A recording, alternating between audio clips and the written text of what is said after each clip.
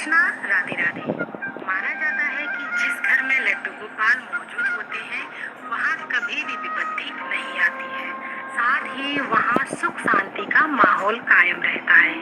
लड्डू गोपाल कान्हा ठाकुर जी और बाल गोपाल कृष्ण गोपाल के रूप में भी मान्यताओं के अनुसार लड्डू गोपाल की पूजा संतान सुख, संतान के उत्तम भविष्य और धन वैभव की कामना से की जाती है। तो फ्रेंड्स देखिए, आज बहुत ही सरल विधि से मैं लड्डू गोपाल की सेवा करना बताऊंगी। मॉर्निंग में मैं किस तरीके से लड्डू गोपाल की सेवा अर्चना करती हूँ। तो देखिए, लड्डू गोपाल सोए हुए हैं।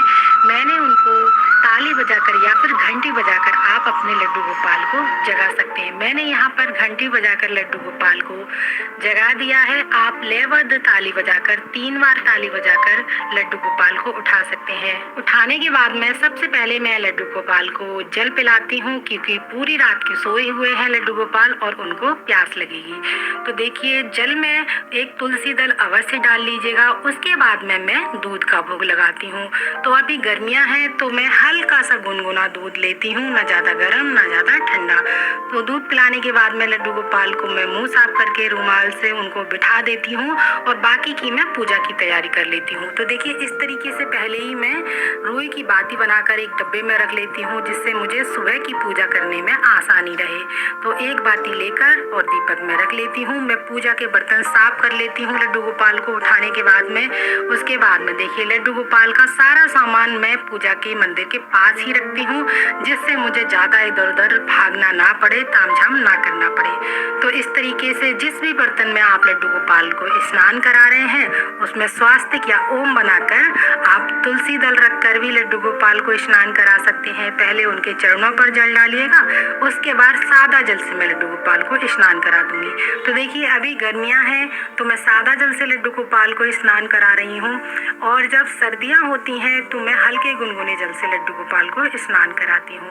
तो बहुत ही भावपूर्वक मैं लड्डू गोपाल को स्नान करा दूंगी। उसके बाद इनको इन्हीं के हैंकी से मैं इनको पोंछ दूंगी। तो देखिए, मैंने एक लड्डू गोपाल का हैंकी अलग से रख रखा है। इनको पोंछने के लिए मैं इससे इनको लड्डू गोपाल को स्नान कराने के बाद में जो जल बचता है आप उसको तुलसी में डाल दीजिएगा या फिर किसी और पौधे में डाल दीजिएगा।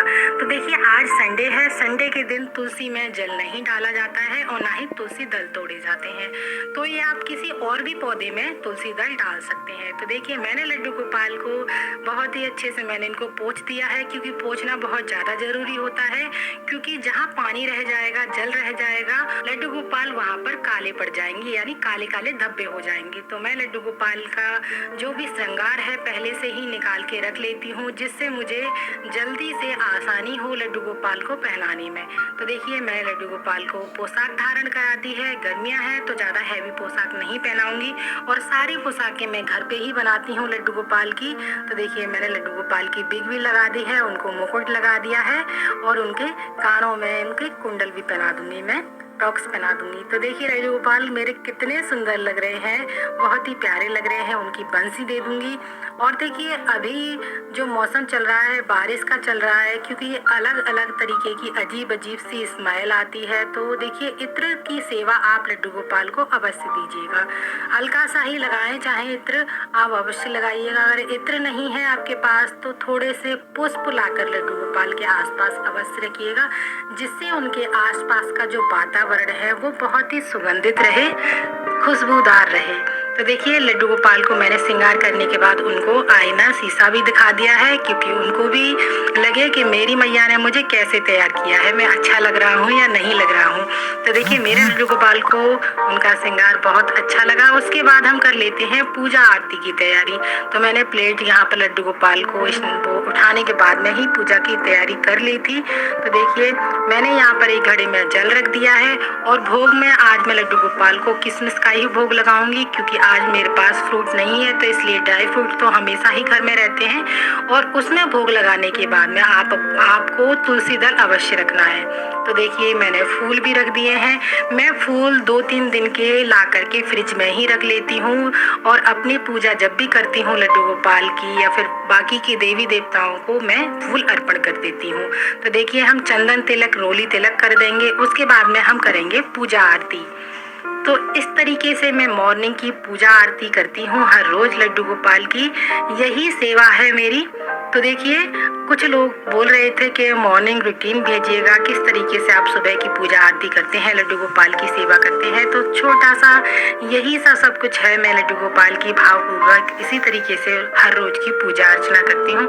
लड्डू गोपाल की अगर आप सच्चे मन से सेवा करें तभी आप घर में लड्डू गोपाल को लेकर आएं, क्योंकि लड्डू गोपाल घर में लाने के बाद हमारे घर के सदस्य ही बन जाते हैं। और अगर हम लड्डू गोपाल को अपने बच्चे की तरह प्यार करें और सेवा करें तो लड्डू गोपाल आपकी हर मनोकामना पूरी करते हैं। अगर हम एक बार लड्डू गोपाल घर ले आते हैं तो हमें हर हाल में उनका ख्याल रखना होता है, उनकी सेवा करनी होती है। तो देखिए, लड्डू गोपाल हमारे कितने सुंदर लग रहे हैं और कैसे हल्की हल्की सी मुस्कान दे रहे हैं। आप जब अपने मन से भाव से सेवा करेंगे तो लड्डू गोपाल आपके साथ छोटी छोटी लीलाएं करते रहेंगे। आपको खुद उनके चमत्कार दिखने लग जाएंगे और आपके घर के वातावरण में आप खुद देखेंगे बहुत ज्यादा बदलाव आ जाएगा, शांति पूर्वक माहौल रहेगा आपके घर का। तो इस तरीके से मैं हर रोज मॉर्निंग में लड्डू गोपाल की सेवा अर्चना करती हूँ। अगर वीडियो अच्छा लगा है तो एक लाइक जरूर कीजिएगा और राधे राधे अवश्य लिखिए, और साथ ही मेरे चैनल को सब्सक्राइब करना ना भूलिएगा। ऐसी ही प्यारी प्यारी वीडियोस मेरे चैनल पर आती रहती हैं। मिलते हैं अगली वीडियो में, तब तक के लिए आप सभी को मेरा राधे राधे, जय श्री कृष्णा।